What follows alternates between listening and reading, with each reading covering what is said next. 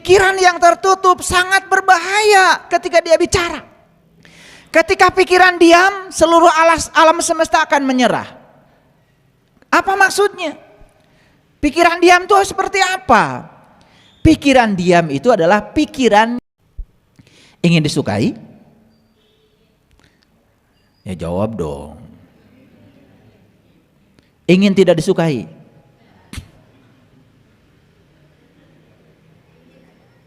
Makanya pertanyaan ini menjebak. Ingin disukai berarti tidak ingin tidak disukai. Bodoh juga. Tetapi upaya untuk disukai ya boleh. Tetapi jangan ingin semua orang suka sama kamu. Itu masalahnya. Karena tidak mungkin semua orang setuju sama kita. Sama, saya bikin YouTube, tidak semua orang setuju yang saya bicarakan. Ya nggak apa-apa.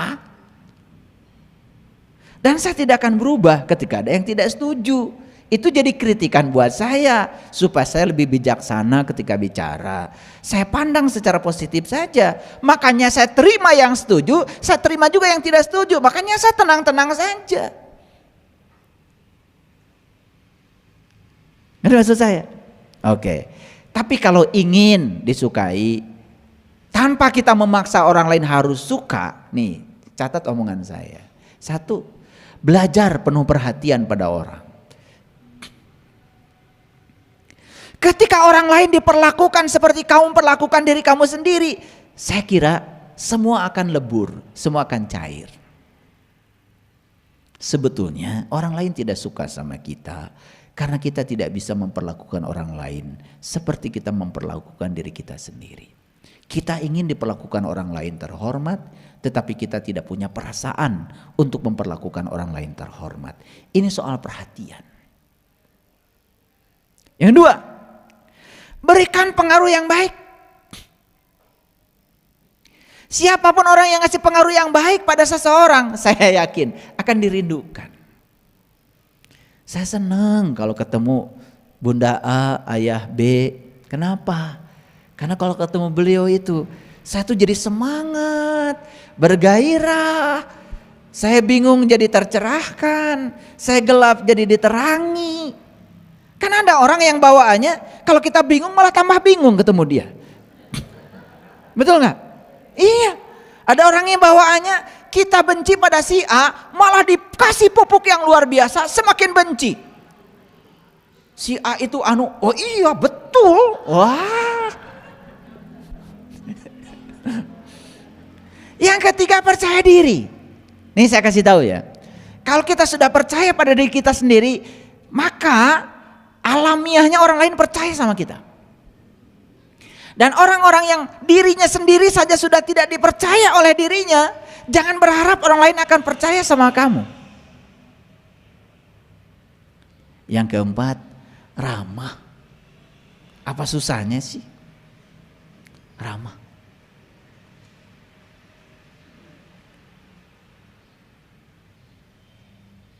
Enak gak kalau orang lain ramah sama kita?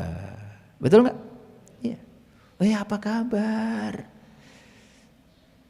Gimana anak-anakmu, cucumu? Seneng gak tanya begitu?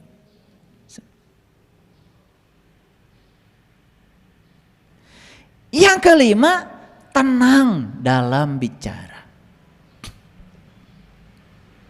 Penting. Karena orang yang tenang dalam bicara, ketenangannya sendiri itu sudah 50% memberikan solusi pada orang lain. Ya. Itu aja syaratnya kalau ingin disukai. Jadi kesimpulannya, ketidaksukaan dan kesukaan pada orang lain itu berasal dari apa tadi? Dari sini, dari pikiran. Jadi oleh karena itu, tugas kita sekarang adalah mengubah pikiran kita supaya jangan ada lagi yang kita tidak suka.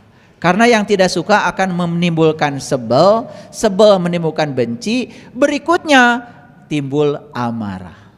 Kalau sudah amarah, mulai akan menghantam fisik kita sendiri.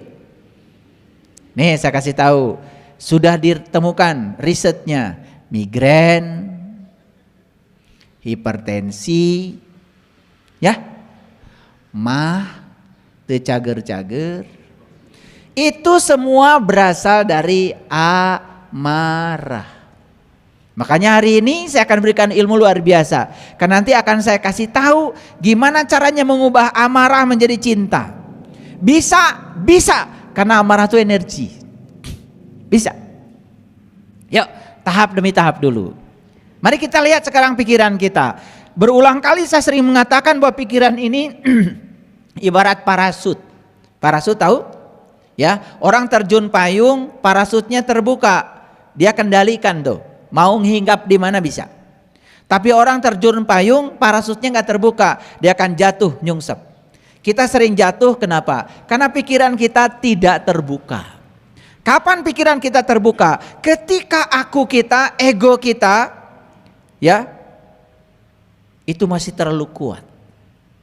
Makanya Tuhan menciptakan 2 telinga dan 1 mulut. 2 telinga saya, mulut saya 1. Itu lagu anak-anak tuh. Ya, sadar lagi tuh.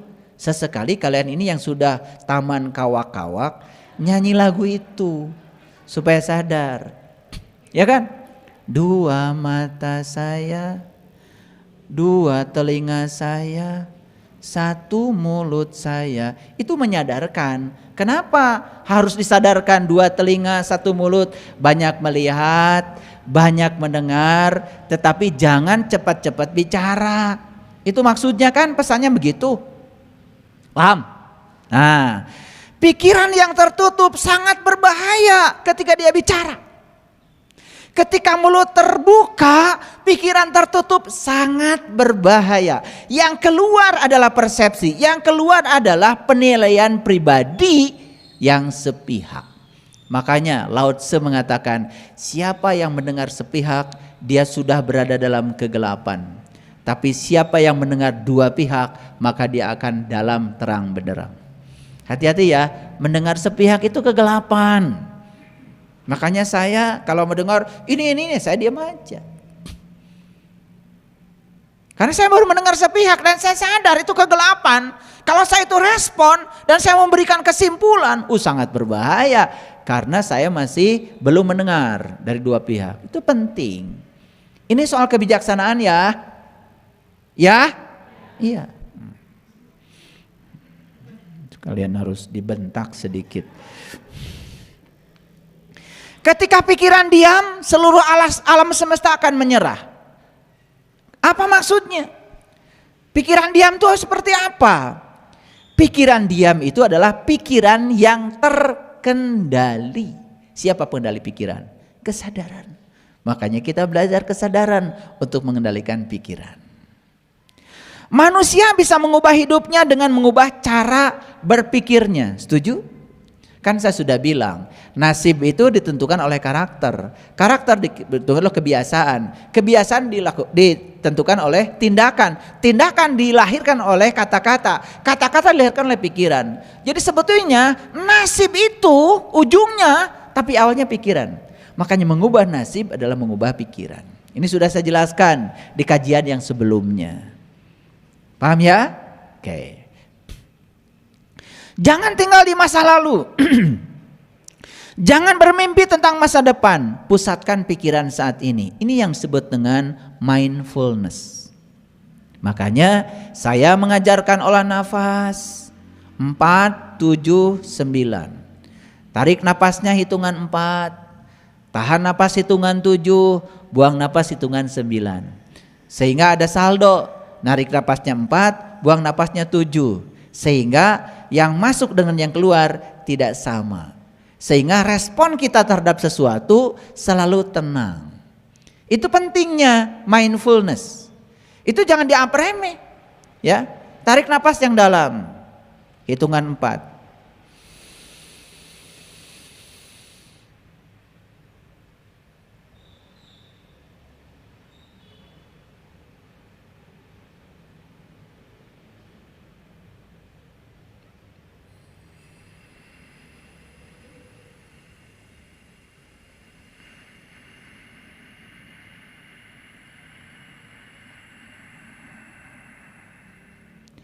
buang napasnya lebih lambat lagi. Jadi 4, 7, 9 itu perbandingannya. Ada yang bilang 4-nya gini, 1, 2, 3, 4, boleh. Ada yang 1, 2, 3, 4, boleh. Ada yang gini, 1, 2, 3, 4. Kalau tarik napasnya begitu, jedanya berarti tahan napasnya juga menggunakan hitungan yang tadi. Buang napasnya pakai hitungan yang tadi. Semakin lambat kita bisa membuang napas, semakin tenang. Nah, itu yang disebut dengan responsif tetapi tidak reaktif. Kan bahaya ya, ketika orang yang reaktif itu belum selesai orang lain bicara, dia sudah memanggil kesimpulan, sudah marah-marah lagi.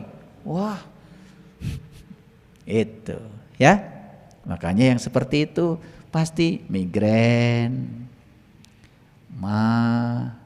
hipertensi, ya toh? Pasti itu sudah jelas. Ya berikutnya tuh diabetes itu udah turunannya. Baik, lanjut dulu. Kesibukan itu selalu berhasil menaklukkan pikiran-pikiran negatif. Nah, itu sebabnya latihan untuk mempositifkan pikiran, sibuk. Sibuk aja. Makanya saya kasih tahu ya, jangan titipkan pekerjaan pada orang yang banyak waktu. Gak akan beres. Titipkan pekerjaan pada orang sibuk. Ternyata riset membuktikan semua orang sibuk dikasih pekerjaan apapun selesai. Dan orang yang banyak waktu dikasih pekerjaan apapun mual beres. Karena suka menunda. Dan orang yang menunda itu orang yang sombong. Di Quran surat Al-Kahfi Allah mengatakan, janganlah kau mengatakan besok masih ada waktu. Karena semua penderitaan berasal dari menunda.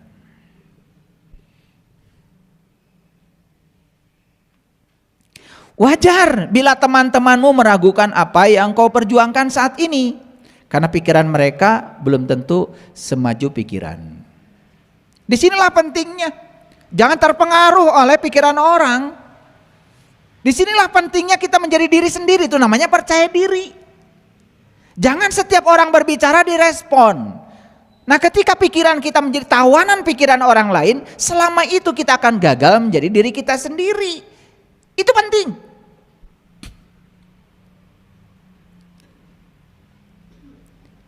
Jangan abaikan masalahmu. Abaikan pikiran-pikiran negatifmu tentang masalahmu. Jadi sebetulnya yang suka memperdalam masalah kita, sebetulnya pikiran negatif tentang masalah, kan sebetulnya bukan masalah itu sendiri. Mungkin masalahnya awalnya sederhana, karena dikasih bumbu-bumbu oleh pikiran negatif tentang masalah kita, itu yang membuat masalahmu menjadi kelihatan seperti besar. Jadi semua ini adalah permainan pikiran. Saya orang yang sederhana, tetapi dengan pikiran yang rumit. Setuju? Kok diam? Atau orang yang rumit dengan pikiran yang sederhana? Nah, sebetulnya kita ini datang ke semesta ini, pikiran kita tuh awalnya sederhana. Dengan proses kehidupan ada paradigma yang diinputkan ke dalam pikiran kita secara tidak langsung, maka kita tuh menjadi tawanan dari lingkungan ini. Apa yang terjadi? Pikiran kita jadi ruwet. Makanya betul kalau kata-kata di dalam kitab suci, kamu tidak akan pernah masuk surga kecuali kamu sudah menjadi anak kecil kembali. Nah, maksudnya adalah kita menjadi pikiran seperti anak-anak. Coba tanya anak-anak ya, cucu saya yang usianya 4 tahun, cucu saya yang usia 8 tahun. Tanya ya, kalau dia lagi main asik, tanya ya tentang hari esok. Dia akan jawab. Dia fokus aja bermain hari itu. Betul? Itu. Nah, kita itu lagi rekreasi pun mikiran isuk. Betul gak? Iya. Lagi makan enak pun mikiran isu. Makanya kembali jadi anak kecil. Begitu jadi anak kecil langsung surga kita miliki. Di sini saat ini sekarang. Siapa yang hari ini menjadi anak kecil kembali? Surga. Anak kecil lagi main berantem. Nangis-nangisan sih. Tapi sejam kemudian main lagi. Gak kayak kalian. Seumur-umur gak main lagi. Jadi pengen masuk surga gimana wajah-wajah kayak gini. Dendamnya luar biasa. Betul gak? Iya. Itulah penyebabnya karena apa? Mengizinkan hati kita tersakiti. Dan saya sudah berulang kali mengatakan, sakit hati bukan buatan orang. Sakit hati karena kamu ingin orang seperti yang kamu mau. Yang bikin sakit hati kamu sendiri. Tapi yang dibenci orang lain. Gak nyambung. Betul gak? Iya. Kenapa sih ibu tuh benci banget sama dia? Abdi mah nyeri hati. Nyeri hati. Bari dicagak.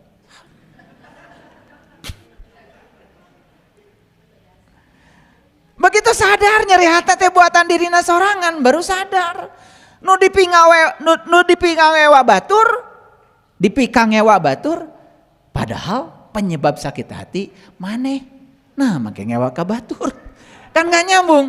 Sekarang udah tahu ilmunya. Oh, buat apa saya benci pada orang yang disebut oleh saya menyakiti saya?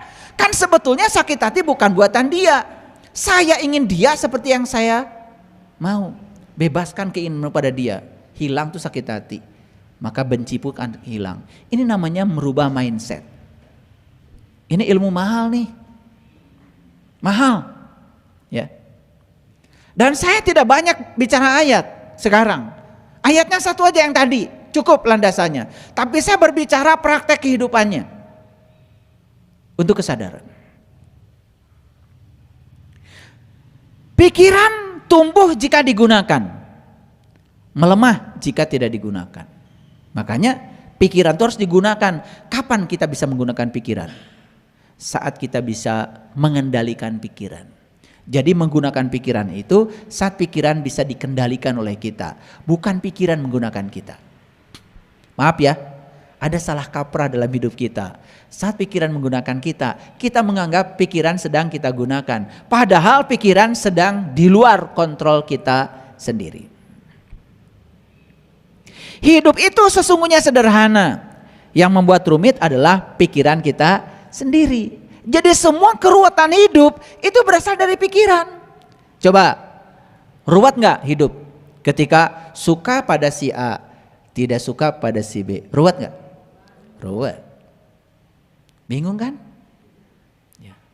Arisan, si A datang gak ya? Takut si A datang.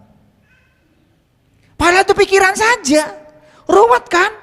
Padahal coba kalau datang, datang saja. Siapa tahu ketika kita datang malah suasana jadi cair. Tapi karena pikiran terus saja ngasih input yang menyeramkan. Akibatnya apa? Seram betul hidup itu. Karena diserami oleh pikiran kita sendiri. Begitu? Karaos? Sugan sadar. Jadi hidup kita adalah ciptaan pikiran kita. Makanya saya sering mengatakan, kalau kamu ada masalah, kembalikan masalah itu pada Sang Maha Pencipta. Ulangi, kalau ada masalah, kembalikan masalahmu pada Sang Maha Pencipta. Ngerti? Siapa Maha Pencipta itu? Pencipta masalahmu. Siapa pencipta masalahmu? Pikiranmu. Jadi kalau kamu punya masalah, masalah itu sadar, buatan pikiranmu. Kembalikan pada yang membuatnya. Ngaji nggak beres-beres selama ini. Kalau kamu ada masalah, kembalikan pada Sang Maha Pencipta. Siapa Maha Pencipta? Allah. Cek Allah teh. Nunyian masalah mana?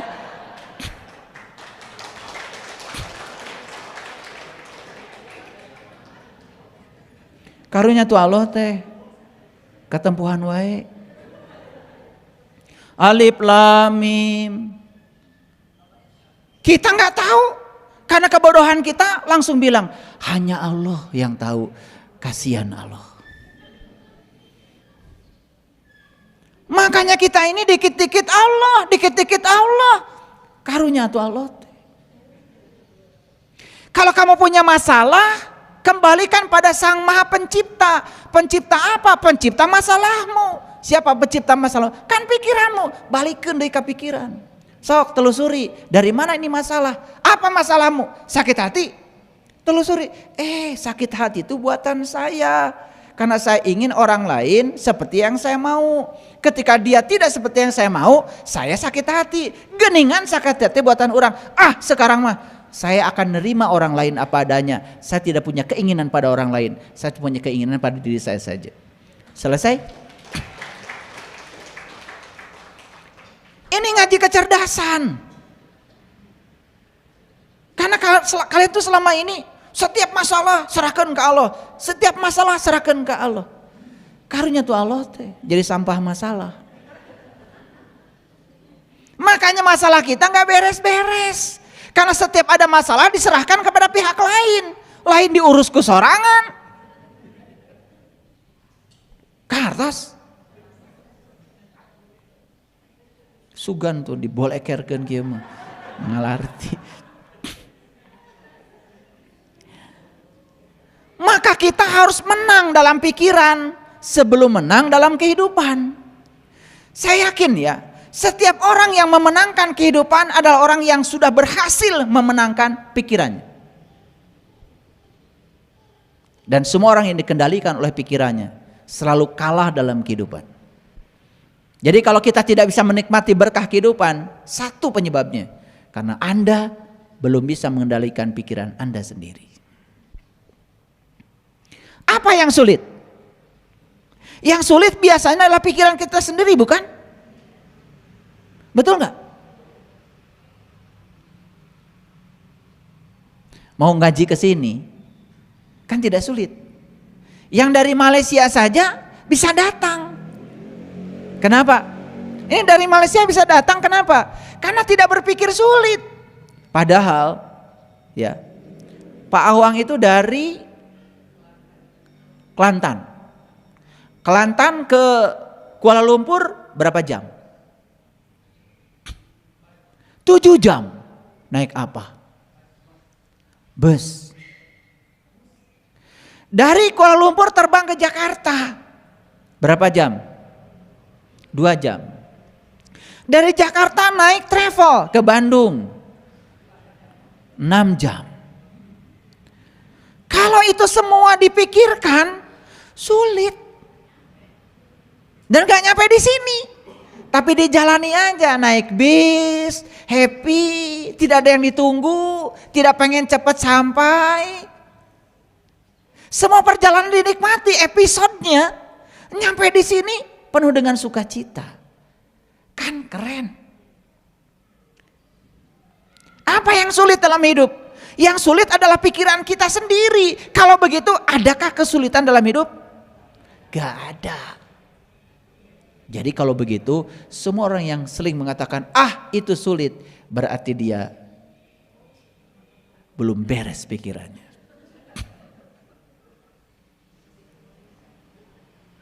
Makanya saya sering jalan sendiri, maaf, karena saya tidak mau mengajak orang-orang yang pikirannya sulit. Ya saya jalan aja.